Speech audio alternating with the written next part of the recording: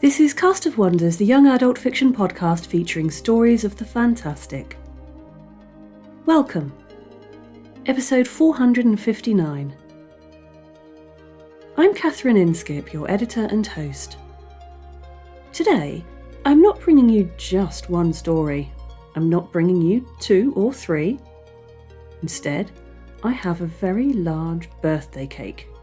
It has 10 candles on top, and I invite all of you to join me in blowing them out and making a wish. The cake has many layers. Chocolate, Victoria sponge, carrot, vanilla, weird magical fruits from the Goblin Market, stardust, spun sugar darkness, friendship, and, of course, more chocolate. Please eat your fill. There's a piñata hanging from the ceiling in the shape of a zombie unicorn. Its insides rustle with words and wonder. Give it a good whack and see what comes free. Our editorial staff have been doing just that this month. Over on Twitter, we've been highlighting some of our favourite stories from the past 10 years. Before today's story, I'd like to give you a brief taste of them here. Cast of Wonders' very first story is A Suitable Pet by Abigail Hilton, narrated by Summer Brooks. This tale of princesses, knights and dragons is really all about cages. Some are more comfortable than others, but all kinds hold us back from our potential. For each year, we're also highlighting an editor's choice story. From year 1, To Be True by Jess Hislop, narrated by Graham Dunlop. Karima, the young protagonist of this story, learns some hard truths about her world, but finds the courage inside herself to take a stand against corruption and dishonour. Our second pair of stories is Lizzie Viscera and the Quest for the Perfect Sandwich by Spencer Coley, narrated by Danny Daly, and A Song for the Season by Eliza Hirsch, narrated by Kate Baker. Lizzie's quest is stymied by circumstance again and again, but this girl isn't giving up, no matter what stands in her way. A Song for the Season is a hauntingly beautiful story of magic and forbidden love. Charlotte and Lily know that change is coming for them both, but it won't be the change that either of them expect. For the third year of Cast of Wonders, we're starting with The Drove of Marish Charlottes by David Turnbull, narrated by Stephanie Malia Morris. A story about herds of sentient vegetables and the trials of herding them isn't something I ever expected to come across. Within the sheer weirdness of this piece is a touching story of newfound maturity and friendship in the face of adversity and failure. Captain Cleveland Grackle's Galactic Cabaret versus the Goblins of Vishnu 6 by Jamieson Ridner, narrated by Norm Sherman, is our third editor's pick. Aliens, musicians, random goblin attacks. This story packs in so much wonder and fun it will leave you dizzy and breathless for more. Year 4 stories are all about space voyages. Our back catalogue story is The Middle Rages by Joseph L. Kellogg, narrated by John Smarr. Tale of a generation starship in the middle of a long voyage, and a group of teens with little to look forward to, who are nonetheless determined to make their mark on history. The second story selected from Year 4 is The Tale of the White Tiger by Donald Jacob Ivlett, narrated by Tracy Yun. Piracy, murder, and the quest for justice are interleaved with scenes of a simple blind storyteller, whose stories might just be more true than his audience realises, if they prove worthy. Our first story for Year 5 is A Troll's Trade by Xander Odell, narrated by Wilson Fowley. Every troll yearns for a bridge to call their own, but competition is fierce, and sometimes you have to make do with lurking under a porch. What's a troll to do? This one finds a most entrepreneurial solution. Year 5's editor's pick is Miss Darcy's first intergalactic ballet class. Sometimes the universe sets us seemingly insurmountable challenges. Aliens placing the fate of humanity on your shoulders? That can't be worse than teaching a class of novice ballerinas, right? Unless they're one and the same. Our back catalogue story for Year 6 is one of my all-time favourites, Mr. Quacky in Space by Amanda Helms, narrated by yours truly. A sinister, demonic alien force possesses a mechanical duck in a space station amusement park. This story was a sheer delight to narrate, and it's one I come back to time and time again. Our editor's pick is Blood and Water by Jason Kimball, narrated by Paul Cram. This is a gorgeous, gorgeous teen romance. Bring tissues for this one, it's an absolute masterclass in grabbing the reader by the feels. Year 7's first pick is The Final Strand, written and narrated by Mackenzie Newman. This is an amazing fairy tale retelling by a young author, exactly the kind of story we love to see in our slush pile. The tropes of the original tale are given fresh and meaningful life in this story of a girl struggling to gain agency over her life and her future. Our editor's choice story is Earn Your Breath by Jamie Mayer, narrated by Iba Almancas. A young warrior in a prehistoric community plays a key role in the fight against invaders. But will her courage be enough for her to be accepted for who she is? From Year 8, Soul Cleaver Clarence by Matthew Jarvis, a full cast production that includes Cast of Wonders Dragon-in-Residence Cheyenne Wright. This story started life as a submission to our Flash Fiction contest. It takes the tropes of knights, dragons and damsels, throws tradition to the wind and creates something heartwarming and hilarious. The editor's pick for this year is Radio Free Heartland by Corey Melanie, narrated by Karen Bovenmeier. This is a story of freedom and hope. Magic and wonder don't always come hand in hand with happiness, and sometimes all choices are bad ones. But the story goes on, and if we're lucky, it gets better. Year 9's first highlight is Studies on the Impact of Homeschooling, or When Not to Wear a Tuxedo, by Rebecca Rozakis, narrated by Katie Radell. This is a story of dapper spies, mad science, and the triumph of family over the forces of evil? Good? I'll leave that for you to decide. Our editor's pick is Knitting in English by Britt Feed, narrated by Nana Anajotir. This is a lyrical story of growing into your heritage, magical or otherwise. Finally, our chosen stories for 2020 are Grandma Geraldine Sees a Dragon by Cara Di Girolamo, narrated by Cheyenne Wright, and Like Faded Joy by Ashley Bao, narrated by Katja Chen. Grandma Geraldine is a perfect example of how wonder in YA isn't only for younger protagonists. We're never too old to chase our dreams, find adventure, and ourselves. The ghost of a grandmother also takes centre stage in Like Faded Joy, a beautiful story of two twins, the music they share, and the magic that holds them apart. And now for today's story. With so many episodes to choose from, how can we possibly decide on what to pick as our birthday encore story? Marguerite's favourite episode of all time is Culture Kampf by Anatoly Belikovsky, narrated by Hans Fenstermacher. We released this as an encore story in episode 360. Mine, at least this week, is episode 381, The Lie Misses You, by John Wiswell, narrated by Athena Hack. Jeremy, our long-suffering audio producer, would choose the marvellous Why I Spared the One Brave Soul Between Me and My Undead Army by Summer Fletcher, narrated by Catherine Inskip. This was episode 355 and a staff pick for 2019. However, the story we've chosen to highlight today is our founding editor Graham Dunlop's selection, The Cruel Sister by James Brayfogle, narrated by Tina Connolly, which originally aired as Cast of Wonders episode 53. If you want to give some of the stories we've highlighted today a listen, head on over to our website and dive straight in. Or share your own favourite stories with us.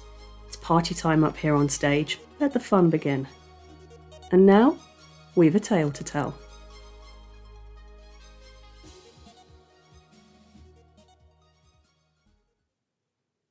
The Cruel Sister by Jim Brayfogle.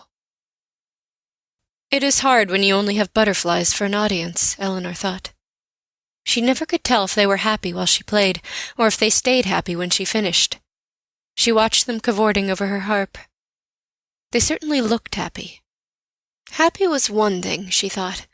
Love was another. She could blend magic with her music to make her listeners happy, but to engender love was far, far harder, beyond anything she had ever managed. She ran her fingers over the strings, playing the notes faultlessly, but did they have power? Sir Ivor would arrive that very afternoon to meet her sister Tari. Should the two find each other acceptable, they would marry in a week. The wedding would give Eleanor a perfect opportunity to try her magic. You couldn't sing complex and powerful feelings indiscriminately, but to sing love at their wedding would demonstrate her power as a minstrel mage. She couldn't pass this chance, for who knew when she might get another. So she came to this meadow far from the castle and village to practice where the river widened and ran slower before plunging into the deeper, narrower channel and racing under the bridge. Her eyes drifted from the butterflies to the swan swimming upstream. Its feathers shone gold from the sun as it moved in the still portion of the river. Its neck curved gracefully, and it held its head cocked as if studying the river for food or listening intently for more music. There was a buzz, and she started. A feathered shaft stuck from the swan. It twitched, losing its grace, wings relaxing and spreading, neck flopping down. A man stepped from the forest beyond the swan. He wore rough brown clothes, much torn and soiled. His tunic was loose and tied with cord. It was lumpy around his waist where he hid his possessions. Even from a distance she could tell his beard was patchy and straggled across his face. He wore a leather archer's coif and clutched a short bow in his left fist. She felt a deep rage at the poacher, for poacher he must be. None hunted here without her father's leave, and he would never permit the killing of the swan. "Shame," she cried, and the man jumped, turning toward her. "Shame for killing such a noble bird." The man hesitated, then, seeing only her, came down the river-bank. "Another bird," he said and grinned, showing broken and discolored teeth. Eleanor did not recognize him. He wasn't one of her father's tenants, nor did he come from the village, or he would have recognized her. "Who are you?" she demanded.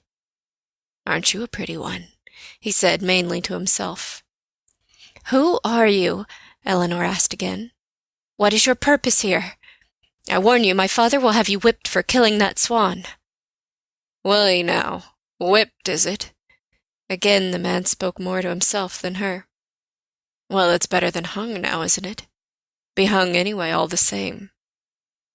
A shiver ran down Eleanor's spine. The man was an outlaw and destined to hang, maybe already convicted elsewhere. A desperate man, and dangerous man. Though still angry, she felt a shiver run down her spine.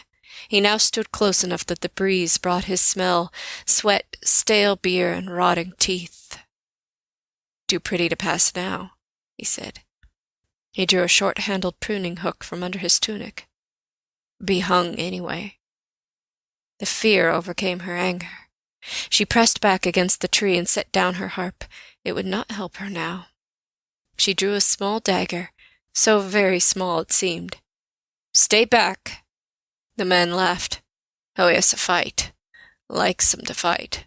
Make sure I deserves the rope." She could see the patches of bare skin in his beard were scars, and scars laced both hands.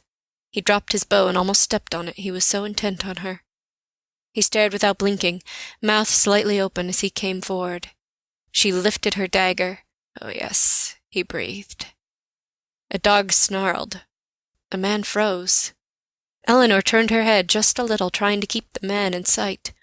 A mastiff stood next to the tree, hackles raised, teeth bared.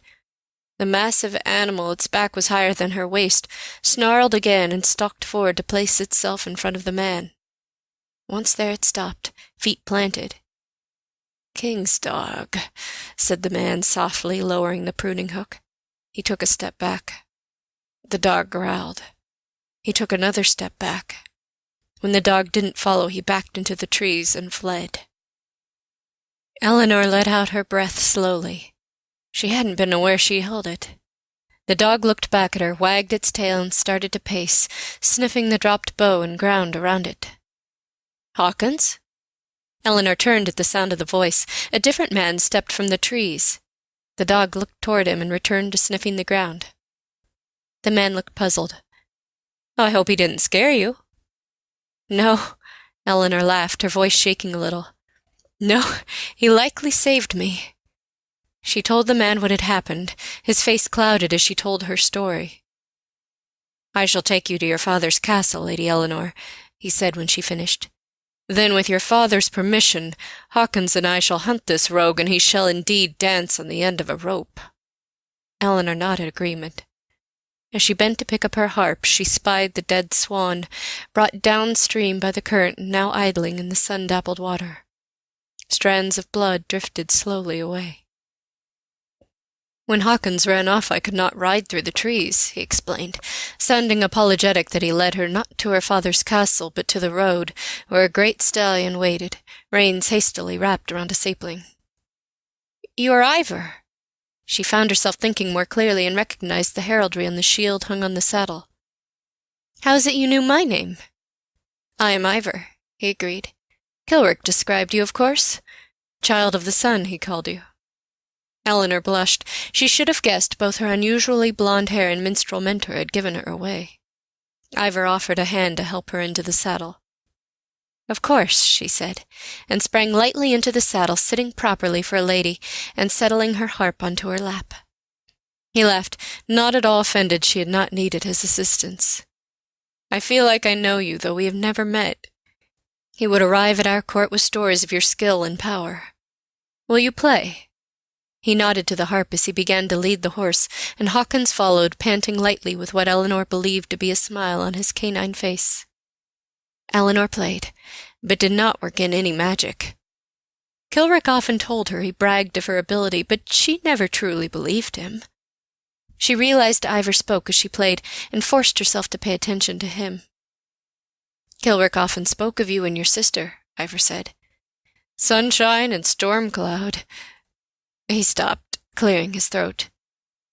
"That was long ago. I'm sure she has outgrown such characteristics." Not at all, Eleanor thought, but did not say. It was wise to be wary of Tari's dark moods.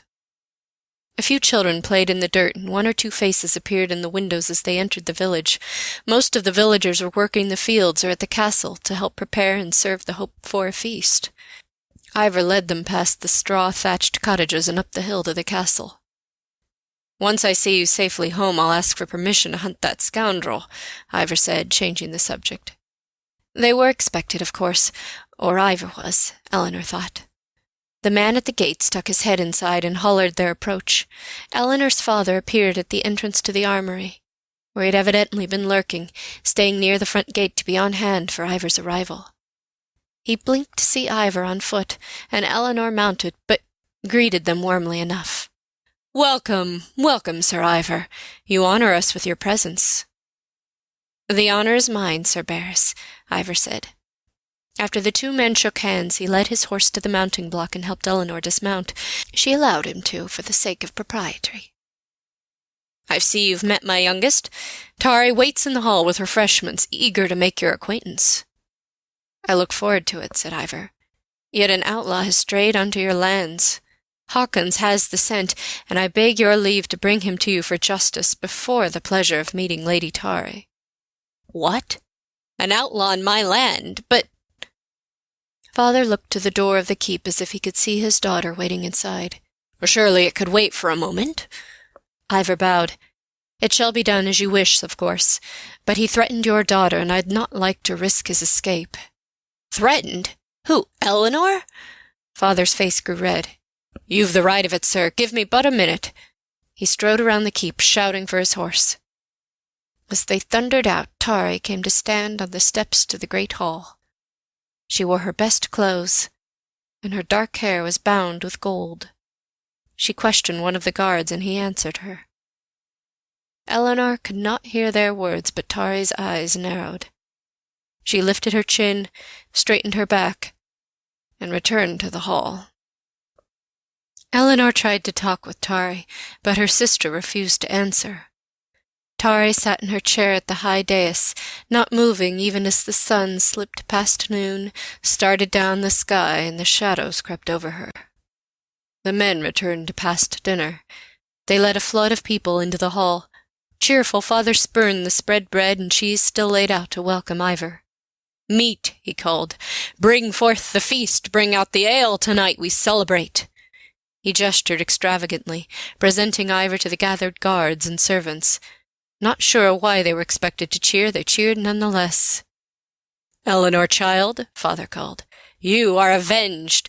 Ivar brought the scum to ground, and he now decorates the southern great oak." The gathered folk cheered again. Ivar actually blushed and looked uncomfortable. "Tari," father beckoned to his eldest daughter, "come and meet your husband. A woman must count herself lucky with such a mate." Eleanor noted father's easy laughter. He treats Ivar's family, she thought, without his having met Tari. The hunt went well indeed. She felt a rush of relief. She would get a chance to try the higher magic. Tari came forward, back and face rigid. As she stepped into the light, she relaxed and curtsied gracefully. "Welcome to our hall, Sir Ivar," she said. Ivar bowed. "My thanks." Before he could say more, father called again for food, and chaos engulfed the hall as servants lit torches and candles. Trays of food were brought in and flagons of ale. Fresh rushes were strewn on the floor. All was done at a frenzied pace that prevented any other interaction. Tari and Ivar sat together at the high table, father on Ivar's other side, Eleanor on the other side of Tari. Family and friends, already waiting should a wedding be announced, filled the rest of the hall. They made much of the young knight. Tari fawned over his handsome appearance, his strong limbs, and the favor he held with the king.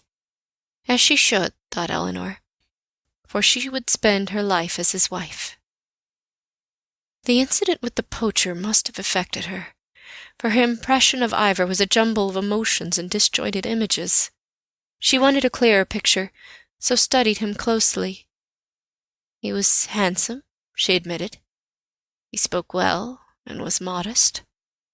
Psst! Eleanor blinked and realized Tari was glaring at her. She wondered what would make her sister so angry. "Do not stare," Tari whispered. Ivar leaned over, looked past Tari, and spoke to her. "Tell me something of the minstrel mages. Is it true they can raise the dead?" Eleanor felt herself blush. "No. If the spirit remains, a powerful minstrel can sing a link, create a binding, if you will, that allows the spirit to influence the body, but that is all."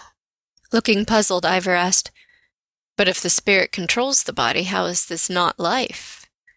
"The spirit remains outside the body, acting as a player controls a puppet, and the minstrel must be very powerful indeed, or the link is weak, and the spirit can do no more than make the body twitch." "Enough," said Tari. "Ivar doesn't need to be bored with such worthless drivel." "But I've always been fascinated by this subject," Ivar said, "and I lack magic, so Kilrick never told enough to satisfy my curiosity." Tari looked as though she had eaten her own words, and they did not agree with her. Ivar asked Eleanor another question. "But can they bind living people to their will?" "No, my lord," Eleanor said, casting her eyes down so as not to meet his eyes. "They can create emotion, fleeting feelings for the most part. Most can only make you happy while they play. Only a few can go beyond and make the effect last longer. Yet it is said Linwood could sing the end of war." Eleanor nodded. "And he was without equal. Only he could sing the higher magic, joy, love, and peace. And you? It is said you have talent." Eleanor could almost feel Tari's glare and wished Ivar would desist, yet he had asked, so good manners compelled her to answer. "I have talent, yes," she said. Pride made her lift her head and glance at Tari. She smiled to her sister's glare and said, "I had hoped to sing love at your wedding." Ivar looked to Tari, back at Eleanor. "And that would have helped you to love each other," said Eleanor. "We shall hardly need your help," said Tari. Eleanor swallowed, nodded agreement, and looked down again. "Is love difficult?" Ivar asked. "Only justice is harder," Eleanor whispered. "We shall be spared your failure," said Tari. "Kilrick will play for us." She turned her back to converse with Ivar. "Others had a say in who would play at the wedding, father and Ivar. but if Tari opposed her, it would be difficult to convince them otherwise. She would have to try. "I will play at your wedding," she whispered. The feast lasted long into the night, but Tari made sure Ivor did not speak to her again. "Will you walk with me, sister?" Tari asked. "It is early," said Eleanor. She normally rose with the sun, but Tari tarried longer in bed. The sun had not risen far above the horizon, yet here stood her sister already dressed for the cool morning. "But if you wish, I will walk." Tari relaxed, even smiled. "Good. Let us go down to the bridge. I love the sound of running water." Eleanor fetched her own cloak, and the two walked together to the river. "Sir Ivor will make a fine husband, don't you think?" asked Tari. "Yes," said Eleanor. "He has the king's favour." "Hawkins was a gift from the king." "Hawkins?" Tari evidently did not know the name. "This dog?" "You know him so well, sister," said Tari as they reached the river. They started up the arch of the stone bridge. Eleanor shook her head. Something in Tari's tone made her uneasy. By rights, Tari should be happy. Not only would Ivor be a fine husband, but their marriage would allow her access to court. Why then did she sound bitter? "I only met him yesterday," Eleanor said. "He seems taken with you," said Tari, and stopped at the top of the bridge. She ran her hand along the low stone railing, flicked a stray leaf into the swift current below. "Show me where the poacher stood. Can you see it from here?" "I think so," Eleanor said. She stepped closer to the rail and pointed. "There, just past the willow in that meadow." She felt a sharp shove on her back and staggered. She twisted, grabbed at Tari's hand, catching in briefly before Tari yanked free. The stone rail pressed against her legs as she pitched backwards. Tari's triumphant grin flashed away, and she saw trees, clouds, sky, stone. Then cold water dashed the air from her lungs and closed over her head. She kicked instinctively, forcing herself up toward the rippling silver surface and above. Coughing, she struggled to call out, "Help me, sister! Give me your hand!" Tari laughed. "I already did." Running water washed away the sounds of her words as the current pulled Eleanor under both the bridge and the surface. The world seemed dark in those shadows, and when she kicked again to reach air, she fetched up against a rock and took in water instead. She tried to hold to the rock, but the current dragged her free and down under water, and down river. Heavy with water, her clothes encumbered her. She caromed off of more rocks, each time taking water into her lungs. She labored to force it out, but the pressure of the river prevented it. She felt weak. The water-filtered sunlight swirled in her vision. Once the rapids cast her up, and she saw the gray arch against the green forest. She knew the white dot at the top was her sister, yet it meant nothing. She was too weak to hold the slippery rocks, and the river sucked her down again. She rose up, lifting above the water, being pulled by a force not her own. Her feet trailed the water but left no wake. In front of her something raced under the water, twisting around obstacles, diving deep and coming back near the surface. She matched its pace, disoriented, unsure if this could be some strange dream, for she did not feel the sharp tang of reality. The rapids ended, and the object rose up, floating where she could see it. "That's me," she thought. She lay face down, arms outstretched and her sleeves billowing out like wings, her golden hair spread in a nimbus around her head. "I'm dead." She drifted downriver, following her body. "I've been murdered," she thought, "by my sister." She passed beyond her father's lands. She tried to call to a pair of fishers casting their lines, but they could not hear her, nor did they notice her body. All that day she ran downstream. Occasionally she stopped to keep her corpse company as it caught on a branch, but it always broke free as if it had somewhere it needed to be, and it dragged her along with it. Finally the river threw her into a side channel where she bobbed gently, but caught on a fallen branch, and traveled no further. Time passed. How much she did not know, for she did not pay attention to the travels of the sun. A road ran nearby, and she heard and even saw travelers, but none could see her, and none came to the riverbank to see her body. Finally, a lone traveler slowed. "Come!" cried Eleanor. He did not hear, but stopped nonetheless. She knew this man. "Come!" she cried. "Oh, come and find me!" Kilrick drew a flask from his pack and took a long pull. He set down his pack and the harp he carried and walked to the river. He spied her body. "What is this?" he said aloud. His face betrayed the moment he realized what floated in the river, and he scrambled down the bank. He slowed, clearly realizing whoever floated could not be saved. But he waded in, holding onto a small tree with one hand as he stretched to pull her body to him. "No, no, no," he said, as if some premonition crossed his mind that he would deny, but as he turned the body over a low moan escaped his lips. "Eleanor, it could not be." Eleanor tried to speak. "Kilrick, sing me a voice. Give me control of my body. Let me name my murderer." He did not answer. She tried again. "My sister did this. She pushed me from the bridge and watched me drown." Still he did not answer. He struggled to bring her out of the water and up the steep bank, not an easy task for the old minstrel. He kept moaning small sounds of sorrow as he pulled her body over the bank and let her dead hand fall. "Let others sorrow," she implored him. "Give me voice." Kilrick's head rose. "You are still here, aren't you, Eleanor? The river runs quickly this time of year, and what would take me days to walk you did in one." He drew his harp from his pack.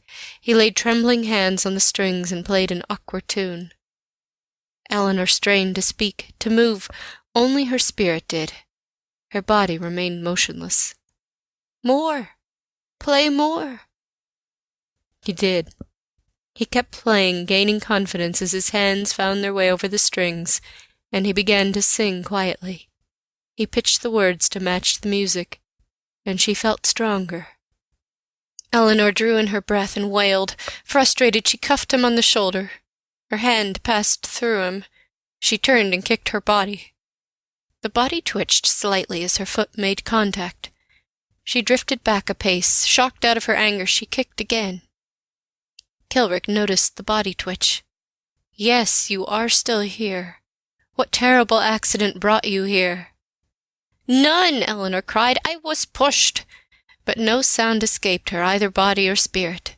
She grabbed her head and wrenched it. Her fingers stirred her hair, but she could not move her head. "Sing more! Sing me more strength!" Kilrick sang again, and she could see his emotion.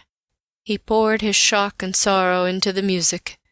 She felt stronger, and this time when she strained to move her body, it did, very slightly. The harp slipped from Kilrick's hand. "I can do no more," he gasped.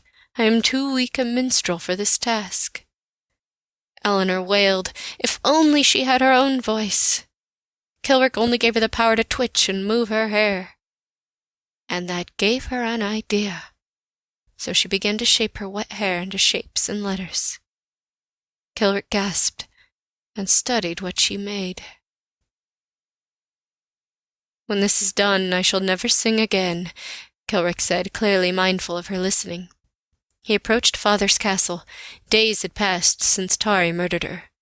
If plans had not changed, it was the day Tari would marry Ivor, and Kilrick had promised to sing. "Linwood could not do what you wish to do." Festive banners flew from the castle. The folk, however, seemed strangely sombre in spite of their bright dress. It was as if some underlying sorrow sapped the joy from the day. "I would have sung you love, sister, so all your married days would be happy." She drifted after Kilrick, her feet not quite touching the ground, seen by none, heard by none. Together they entered the great hall where another feast was laid, and Tari and Ivor shared the raised table alone. Father seemed to have aged. He looked sunken, his beard unkempt. He held a goblet loosely, and Eleanor could see his eyes were bloodshot. "Play for us," he said when he saw Kilrick. Kilrick turned his head this way and that. His lips trembled and he closed his eyes. A tear ran down his cheek. "Do you cry?" Sir Minstrel asked Terry, leaning forward in her seat. "She meant so much to you." "I weep for us all, my lady," said Kilrick. "But this is a day of joy also, for not 2 hours past I married Sir Iver. Sing for joy, minstrel." She tilted her head up. "Do as my father says and play." "Would you have her here?" Kilrick asked. "Can you sing her back to life?" Tari asked. "Can you sing away my father's grief? Can you sing me back in time to avoid this tragic accident?" "You know he can't," Eleanor said. She trembled with anger. "If you cannot do these things, then sing us something happy," Tari commanded. "There should be joy this day." Kilrick pulled a harp from his pack and laid it on the long table. Eleanor drifted closer to it as the others leaned forward. "I've never seen a harp like that." Murmurs scuttled through the hall, nobody willing to offend by speaking aloud, but all curious. "A curious harp," said Father. "It looks to be made from ivory, and those golden strings remind me—" He took a long drink from his goblet. "What will you play, Kilrick?" asked Iver. "A song like no other. This song shall beget songs." He looked toward the harp, and Eleanor, his expression pained. "I said I would play at your wedding, sister," said Eleanor. "And so I shall." She stretched out her hands and began to play. The others gasped, shrank back. She knew they could not see her, they could not hear her, but they could hear the notes she played on the harp made from her body and strung with her hair. She saw the fear and awe on their faces as she wove magic into her melody. They knew the light high notes to be her, and the dark notes her sister. They heard the sun and the shade and the running water. She drew the bridge in their minds, and their sister's jealousy struck a dissonant chord. The music tumbled and took them down, where it flowed into them like water, so they knew what it was like to drown, while the dark notes of the sister hung overhead, unmoved. She drew the rapids, and the swirling water, and the long stretch of the river as the light notes faded until they died completely, and another tune was thrown up on the river bank. They did not know that stretch of river, yet they gasped as though cast up themselves and gazed at the harp before them, the beloved body so grievously wronged. Eleanor rested, as Father wept. And she drew herself up and put her hands to the harp again. A banshee wail filled the hall, and none mistook it. The music demanded justice for betrayal and murder. Refined, pure, demanding, she played justice. She poured all her strength into it. It was her accusation, her plea, and her testament. Nobody moved when she finished. Had it been enough? Yes, the music told her tale. She played justice, but had it been enough? A breeze stirred the banners, the first thing to move. Tari lifted her head, her face pale. Nobody else stirred. It was as if, for a moment, she was the only one alive. She took a deep breath, calmed herself, and Eleanor knew she planned to face down any trouble. Others drew themselves from the music. Here and there they turned their heads away. Iver shook himself like a man waking. Tari laid her hand on his arm and said in a light voice, "A curious tune, curiously played." He pulled his arm away and stood. "It means nothing," Tari said. "The music has disturbed you. Have some wine." Every face was turned from her now. Iver held out his hand to forestall Tari speaking again. "My lord?" he asked, his face troubled. "It is a trick, merely a trick that puts ideas in our heads." Tari sounded desperate, but the others acted like she hadn't spoken at all. Father lifted his head, tears streaming down his face. He locked eyes with Iver. "Bind her," he said, his voice barely audible. "Bind her," he repeated, now more strongly. "Take her to the river, and throw her in. Let justice be done. Join us again soon for a brand new and very calendrical story. We love bringing you the best audio fiction week after week, but we can't do it without your support. Your donations pay our authors, our narrators, our servers and our staff. Please consider supporting us with a monthly donation through either PayPal or Patreon. You can also review us on Apple Podcasts, request us on Spotify, and consider the stories we publish for award consideration. There are lots of ways you can help. Join the discussion on the EA Forum, forum.escapeartist.net, or the EA Discord. Visit us on Twitter at Cast of Wonders. Come say hello. Cast of Wonders is a production of Escape Artist Incorporated and is brought to you by editor Catherine Inskeep, assistant editors Andrew K. Ho and Carissa Sluss, editorial assistant Amy Brennan, associate editors Amy Brennan, Alicia Caparasso, William Haight Minor, Umaira Hussain, Sean Proctor, Ray O, Susie Rodriguez, Emma Smales and Denise Sudell.